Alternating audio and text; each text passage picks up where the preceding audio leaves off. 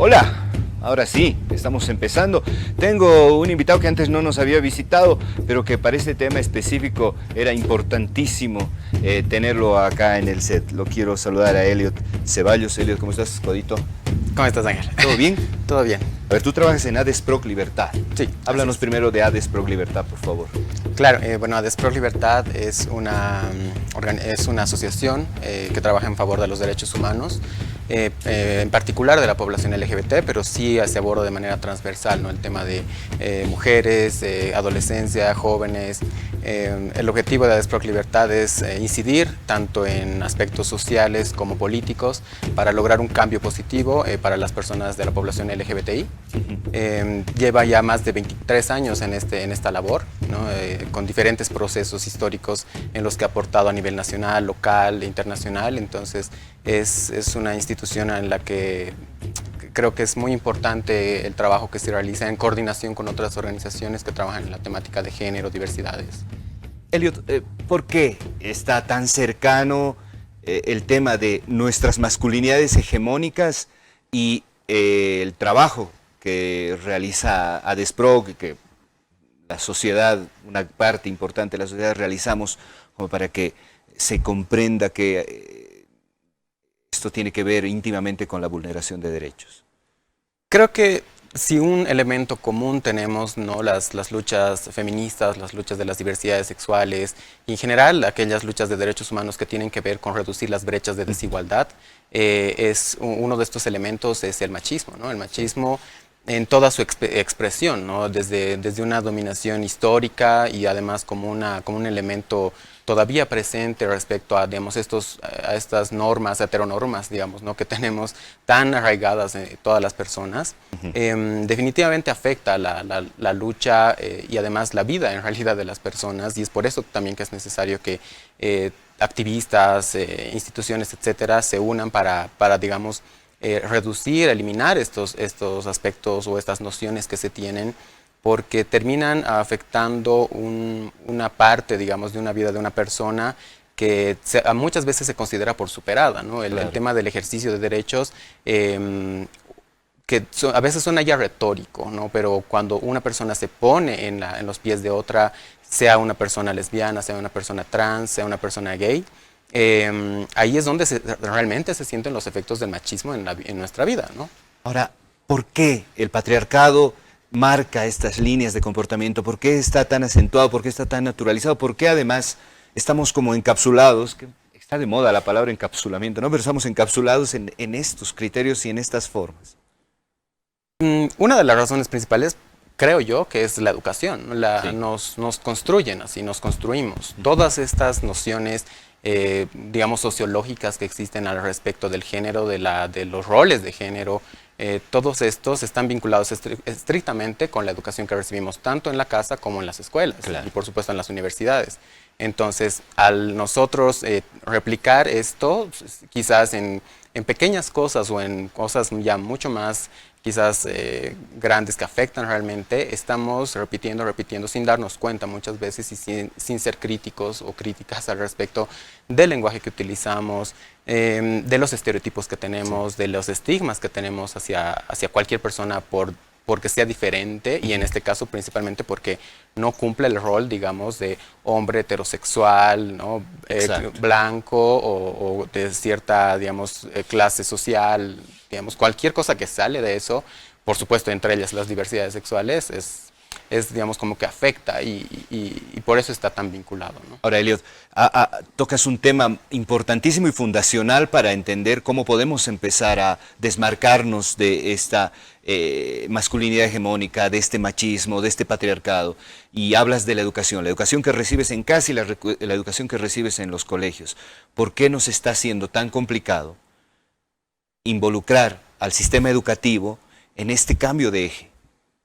Hay una falta de voluntad, ¿no? Tanto política, creo, como desde las mismas personas involucradas directamente en la educación, ¿no? Digamos, por un lado, la formación de estas personas, llámese maestros, docentes de universidades, etcétera, porque por supuesto no reciben una formación con enfoque de género, por ejemplo, y además porque no hay una voluntad política de que se haga realidad este tipo de, digamos, de de formación desde el colegio, desde las universidades.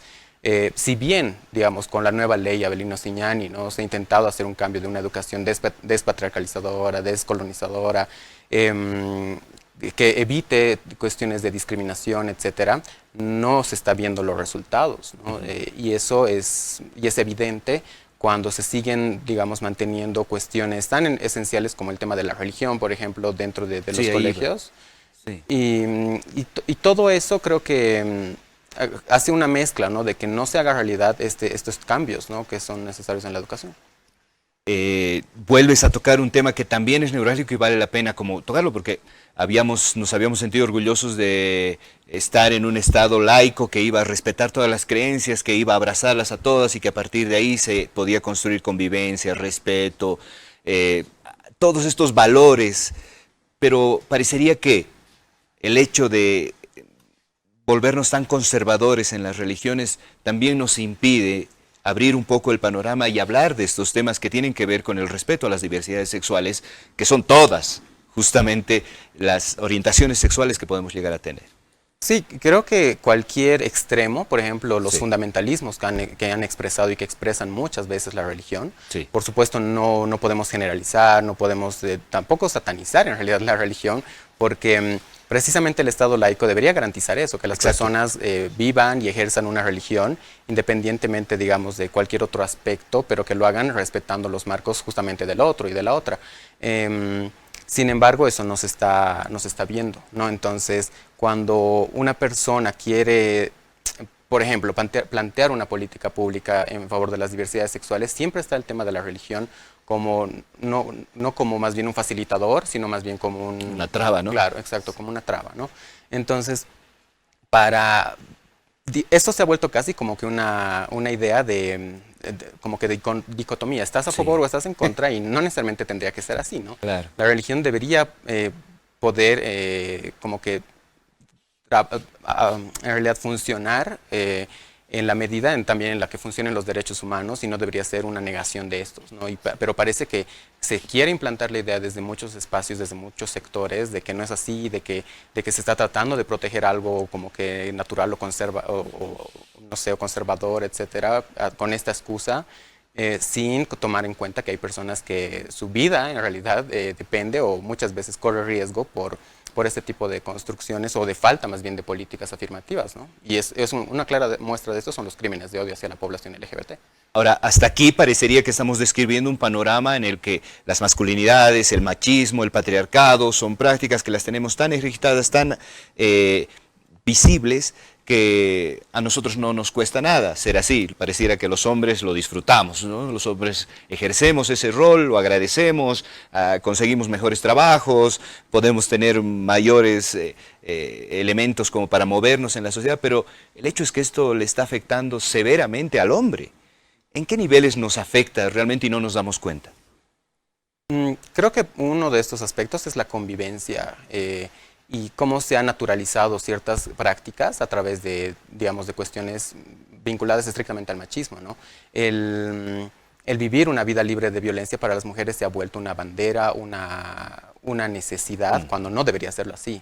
Y esto, por supuesto, repercute en la vida de todos y de todas, ¿no? Entonces, sin darnos cuenta a veces, el tema del machismo influye en varios aspectos, en varias esferas de nuestra vida.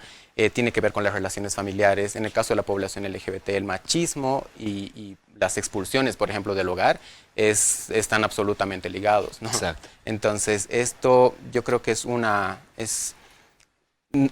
resultado también de que no nos cuestionamos, como te mencionaba hace rato, de que no cuestionamos esto porque estamos en un lugar quizás cómodo, en un lugar, y también me incluyo porque en general todas las personas casi que estamos construidos así, como te decía, ¿no? Estamos educados así. Entonces, cuestionarte todos los días las acciones, y por más pequeñas que sean al respecto, es lo que no está permitiendo, digamos, ¿no?, a las personas vivir plenamente.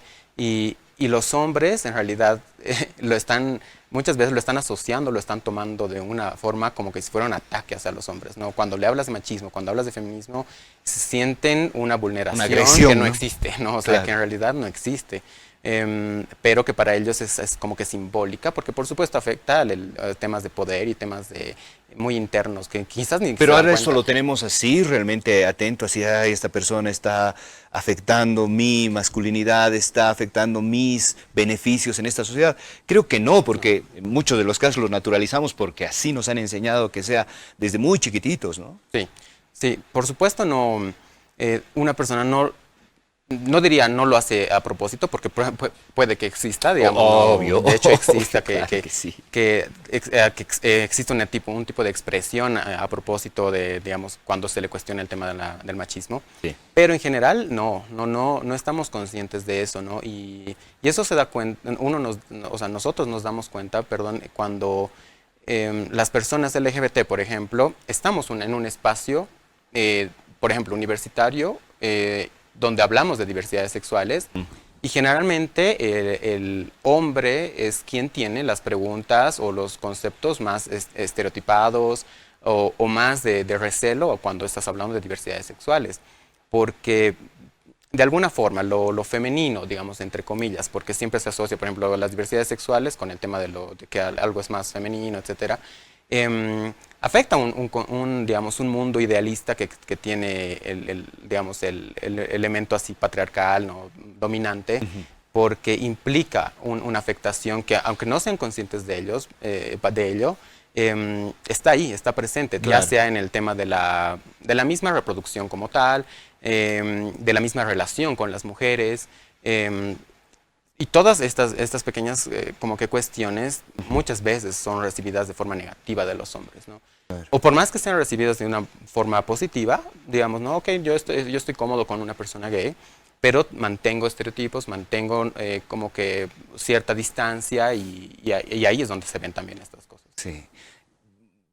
Tengo que ir a un corte, luego tengo que conversar con Alberto Moscoso, también de ADESPROC, director de ADESPROC, pero cuando vuelva de eso, quiero que conversemos un poquito de justamente un pelito de lo que ya has ido tocando ahora, y es cómo de verdad nos afecta la discriminación, en qué niveles realmente esto se vuelve agresivo, cómo pueden invadir no solamente las sensibilidades, sino la aceptación, la autoestima, la confianza al momento de relacionarme, solamente a partir de estos, de que cómo todos estos mandatos verdaderamente me marcan y me persiguen y no me dejan un poco desenvolverme, y desde luego hace que se vulneren la mayoría de mis derechos. Vamos a hablar de todo esto, pero desde la mirada esta de las masculinidades hegemónicas.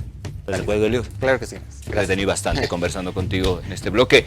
A ver, vámonos a un corte. Enseguida continúa Sapiens, activismo contra el machismo. Espérennos.